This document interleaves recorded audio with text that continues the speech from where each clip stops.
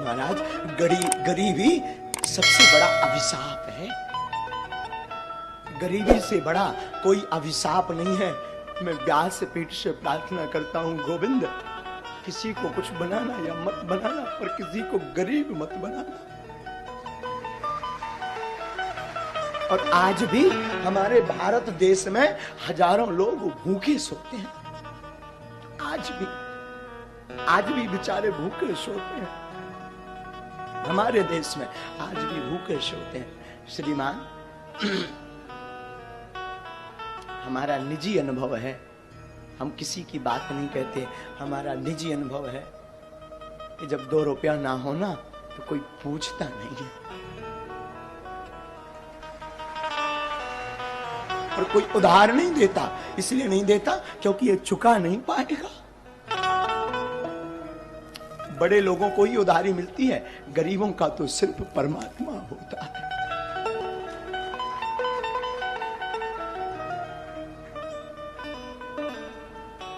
आचार्य महोदय, जब हम अपने गांव में रहा करते थे तो हम अपने गांव में भीख मांगते थे। 8 साल तक हमने भीख मांगी। और एक बार की घटना बहुत झंझोर थी, चूंकि पर वो रह नहीं पाते हम उसे कहे बिना। बचपन में हमारी अवस्था जब 9 साल की थी तो हमें वृंदावन जाना था पढ़ने के लिए। हमारे पिताजी कुछ करते नहीं थे, गांव के हम ब्राह्मण थे, तो भीख मांग करके हम अपना जीवन चलाते थे पूरे परिवार का। और वृंदावन जाने के लिए हमारे पास उस वक्त 1000 रुपए किराया ना रहे।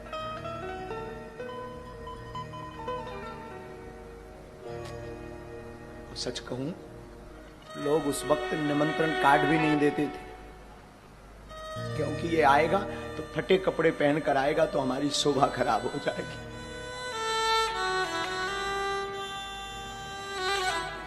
श्रीमान, 2000 रुपया किराया नहीं मिला था हमें वृंदावन जाने के लिए, क्योंकि लोग इसलिए नहीं देते थे क्योंकि ये चुका नहीं पाएंगे।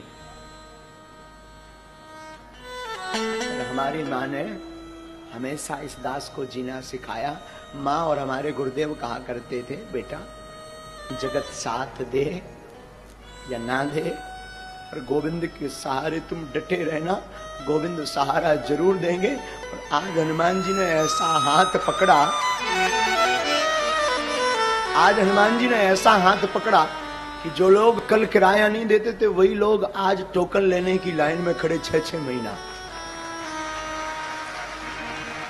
और बड़ी बात, जिस वृंदावन में हमें कथा सीखने जाना था उसी वृंदावन में हनुमान जी ने बास दे दिया, आश्रम बनवाना शुरू कर दिया। मैं व्यासपीठ से प्रार्थना करूं, तुम बड़े आदमी के घर पर जा पाना या मत जा पाना, पर जिसका कोई ना हो, अगर उसके घर पर दिवाली हो, महोत्सव हो, शादी हो, दुख हो, तो मेरी प्रार्थना है उसके घर तुम जरूर जाना।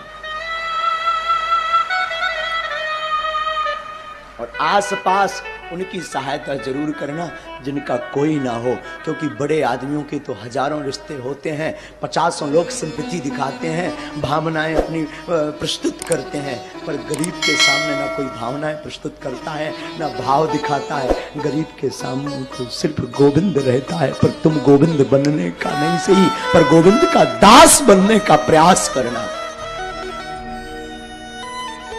क्योंकि गरीबी बड़ी विचित्र होती। साधु जिसने देखी वही जानता है। जब तक फटे न पाऊं बीमारी का जाने, पीर पर आए। वो अंधेरी रातें, वो अकेलापन, वो लोगों की अवहेलनाएं। बड़े लोगों का लड़का अनार कर दे तो वो बड़े हैं, छोटों का कर दे तो अपराध है, छोटों का करे तो अपराध है।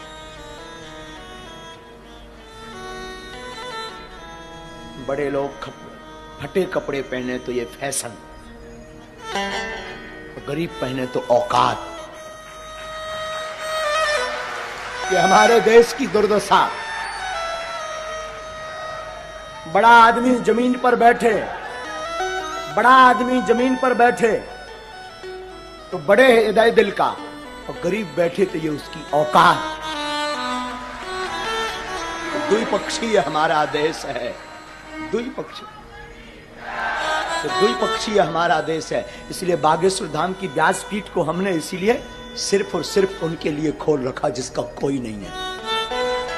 और हम हमेशा बोलते हैं हमारे तन में जब तक प्राण रहेंगे, हमारे तन में, तब तक भागवत से या धाम बागेश्वर धाम पर दरबार जो लगता है उससे जो भी चढ़ोतरी आती है, हम कहते आपकी बेटियां आपको बोझ नहीं बनेगी, बेझिझक हमारे धाम आ जाना, पूरे बिगाड़ का खर्चा बागेश्वर धाम लेगा। तो कोई सहारा दे या ना दे, तुम आ जाना बेझिझक। हमारे हनुमान जी बाप का घर है बागेश्वर धाम, बेझिझक आना। इसलिए हमारी लोगों को भले ही बुरा लगता हमारा स्वभाव, कई लोगों को, इसलिए चाहे बड़ा आवे चाहे छोटा, लोगों को लगता हो, भगवान जाने, कई लोग बुरा भी मानते, चाहे बड़ा आवे चाहे छोटा, हमारी नजर में सब हनुमान जी के भगत हैं। हमें ना बड़ा है ना छोटा, क्योंकि ना दक्षिणा लेते हैं तो हमारे लिए ना कोई बड़ा है। जिसे दक्षिणा चाहिए हो, जिसे यश चाहिए हो, जिसे पद चाहिए हो, उसके लिए बड़ा छोटा। हमें तो एक ही पद चाहिए, एक ही दक्षिणा चाहिए, एक ही नाम चाहिए, वो हनुमान नाम रूपी चाहिए। फिर क्या मतलब बड़ा या छोटा। इसलिए कथा भी हम हमेशा अपने हनुमान जी को सुनाते हैं और बोल देते तुम्हारी क्षमता हो तो बैठो, नहीं तो भग जाओ, नो वेलकम। हमारी कथा आपके लिए नहीं है, अपने बाप हनुमान जी के लिए है। तुम सुनो या ना सुनो, मेरा बाप तो मुस्कुराता सुन रहा ना, तो बैठकर सुनता है और मुस्कुराता भी अद्भुत साहब। वो तो खड़ा खड़ा मुस्कुराता रहता और सुनता है कथा को। तुम क्या सुनोगे और आप दक्षिणा भी क्या दोगे? दुनिया खुद भिखारी है, वो क्या दक्षिणा चुकाएगी? अंतर इतना है, गरीब मंदिर के बाहर भीख मांगता, अमीर भीतर जाकर भीख मांगता, भिखारी दोनों है।